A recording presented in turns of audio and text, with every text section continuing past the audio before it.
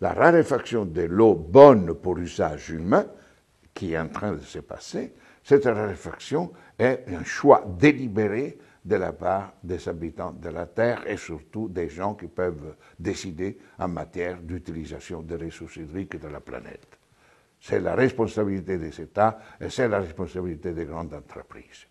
Mais la logique de l'économie capitaliste de marché est de rendre tout ce qui est utile, de le rendre rare. Parce que si c'est rare, eh bien, ça vaut davantage. Si l'eau est accessible à tout le monde, ben on ne peut pas faire beaucoup de profit. La totalité de l'eau prélevée dans le monde, encore aujourd'hui, 80% de tout le prélèvement qu'on fait des eaux de surface ou des nappes, etc., eh bien, c'est pour l'agriculture. L'agriculture pour la population locale? Non. On fait l'agriculture pour l'exportation. Donc alors, tu utilises l'eau, non pas pour faire vivre tes gens, mais utilise l'eau pour faire vivre les entreprises étrangères qui viennent faire des plantations de bananes, des plantations de légumes hivernales, etc., etc. Et donc, tu fais un usage de l'eau, non pas pour l'utilisation pour la vie, pour ceux qui ont des besoins vitaux de cette eau, mais pour des raisons économiques et donc de rentabilité économique. C'est pour cela qu'encore aujourd'hui, on continue à faire ce qu'on appelle l'accaparement des terres. Donc nous, les Européens, les Américains, à travers nos banques, on achète les terres africaines. La Chine achète les terres africaines. Et on détourne l'utilisation de ces terres des activités agricoles pour la population locale. La vision que nous avons de l'eau a changé depuis une cinquantaine d'années. Il y a à peu près 35 ans que la communauté internationale a pris une décision importante. A dit, dans le cadre du premier sommet mondial de la Terre, a dit une chose que les groupes dominants avaient imposée des années auparavant.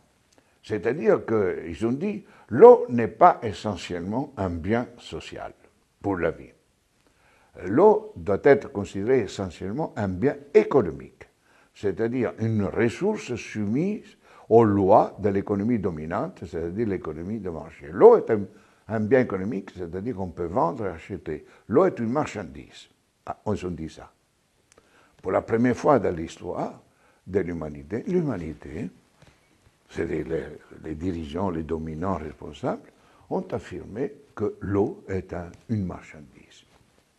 Et que donc, une marchandise est soumise aux règles de l'économie de marché. Et donc, ils ont dit, la valeur de l'eau ne dépend pas par rapport à la vie. L'eau est considérée désormais comme un bien appropriable, utilisable à but lucratif. Tu veux l'eau, je te la donne, mais tu m'en payes.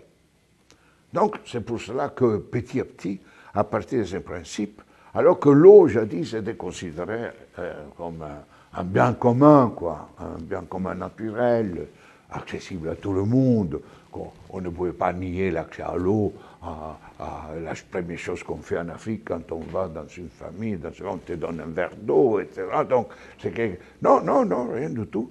Maintenant, on considère l'eau qui est une marchandise sur les marchés, dans les marchés.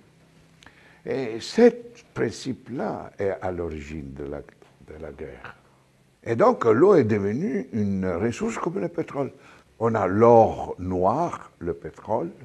Hein. L'eau est devenue l'or bleu du XXIe siècle. Et comme on a fait les guerres pour l'or noir, on fera les guerres pour l'or bleu. Mais c'est la connerie, ça.